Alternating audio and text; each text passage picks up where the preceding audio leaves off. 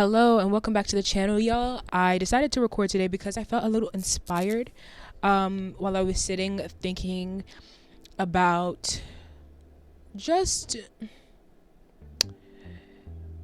some ways I've developed over the past few years and how I've learned to manage the topic for today, which is hurt, because it's developed so much since I became a Christian. How I approach hurt is so different from how I approached it prior to me being saved, and I want to talk about it. I want to give you guys a few ways to approach hurt from a biblical standpoint as a Christian in a way that honors God and still allows you to process the things that you've been through. And so without further ado, let's get into today's first point. So the first way you're going to learn how to process pain, learn how to heal pain, is by acknowledging it and not minimizing it, because that is very common. Before we were saved, it was common to minimize it because of that whole boss babe mentality. Like, you know what I mean? Like, you have to come off nonchalant and like you don't care about anything and nothing phases you. So that's the reason why back when I was in the world, I would minimize it. But even as a Christian,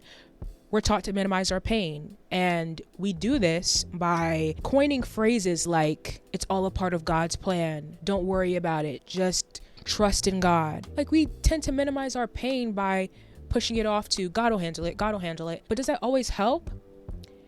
No.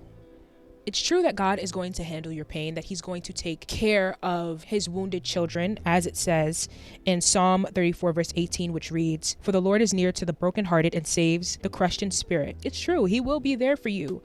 But in order to not repeat this cycle, in order to not continue to be traumatized when you're faced with a similar situation, you do need to face what you're feeling. You have to face it. You have to acknowledge that situation hurt me bad. It's left some scars. Let me look at why this hurt me so bad.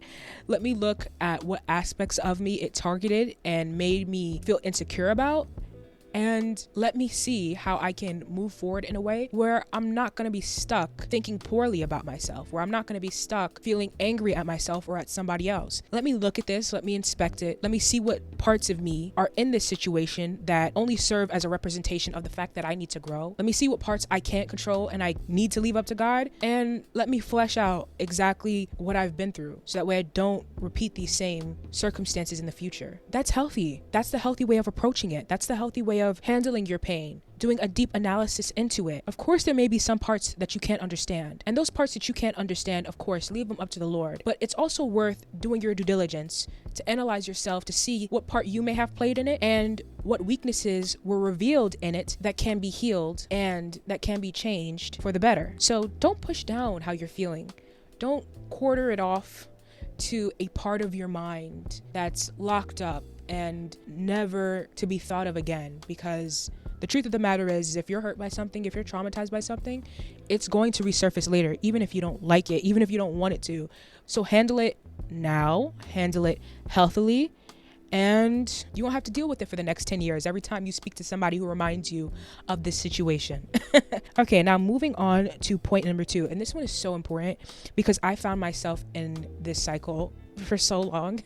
Point number 2 is stop rehearsing the pain. Listen, your brain's not a theater, okay? It's not meant to be stuck in a loop. Stop rehearsing and dwelling on it. Dwelling is not healthy. Taking time to think about the situation and heal from the situation is fine, but dwelling in it isn't productive. Staying there too long isn't productive. And that's the part of thinking about the pain that becomes super unhealthy. When you get stuck in like this infinite loop where it's replaying all the time, you're constantly thinking about what you could have done or should have said or shouldn't have not said. That's just not helpful. It's not beneficial. It was one brief moment in history, a blip of an entire life that you've lived. It shouldn't be the governing force for your mind every time there's even just a little bit of silence. And I know some of you relate to that, where it's almost as if you can't stand silence. I know at one point in my life, I really couldn't stand silence. I couldn't stand to be just alone with myself, because the second I was alone and it was quiet, there were certain experiences that I had that would just come. Like they were just coming back like clockwork, and there was nothing I could do to get rid of them. It was like I was trapped. I was literally trapped in my own mind, and I just sat there and continuously allowed this pain to replay and all these old emotions to come back, and it only further hurt me.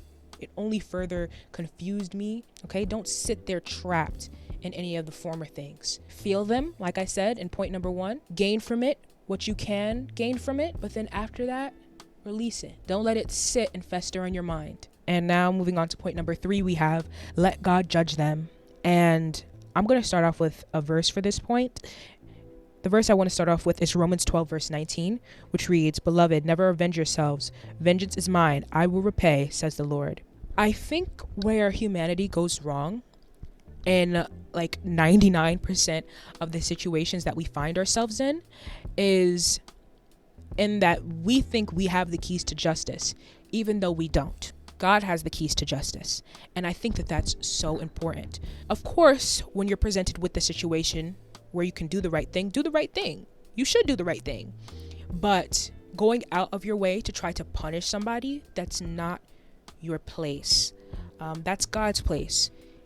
He's the only perfect judge. And I think we need to remember that, even when it feels very painful to not receive justice, to feel as though you've been wronged and nothing is ever going to come of it. You'll never see this person who has hurt you be held accountable. It's a horrible feeling. And don't get me wrong, I understand.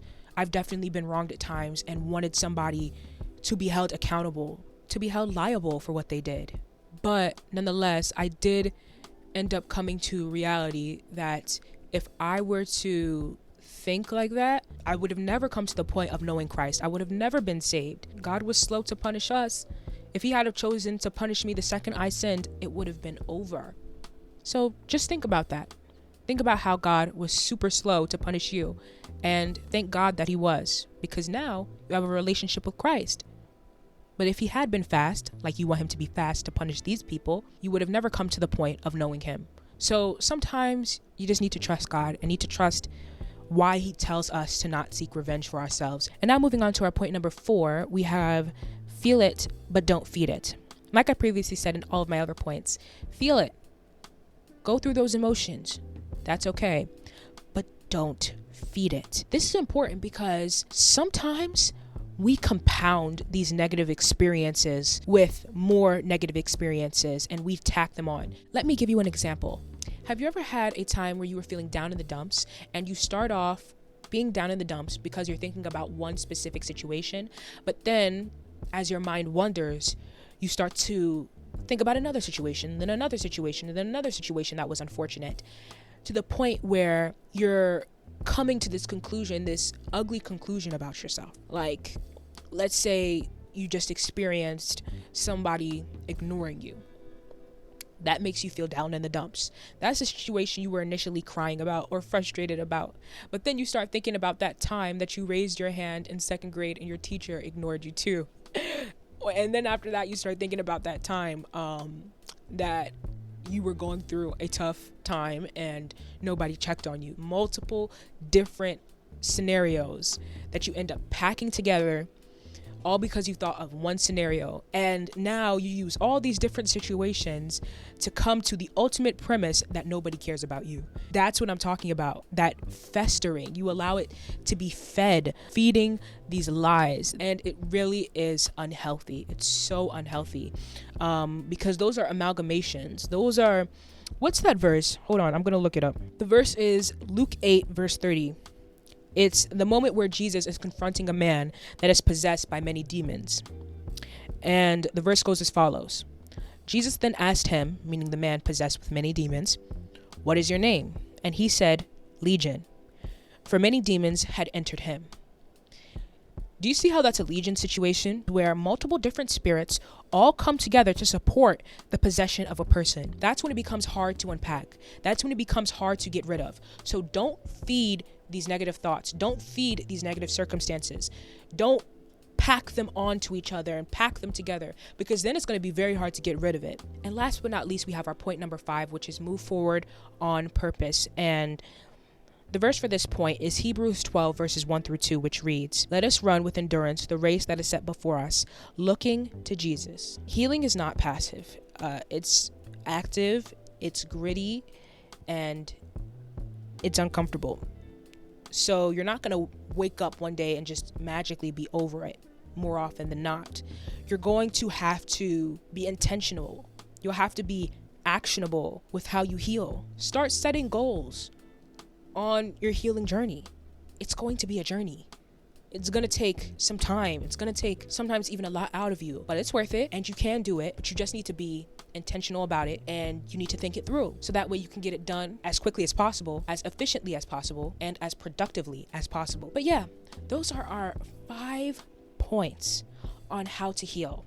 I hope this set some of you free. I hope it broke off some chains, and I pray to be seeing you in the next one. So as per usual, I'm not going to do all that, but like, comment, share, and all the other things. Bye.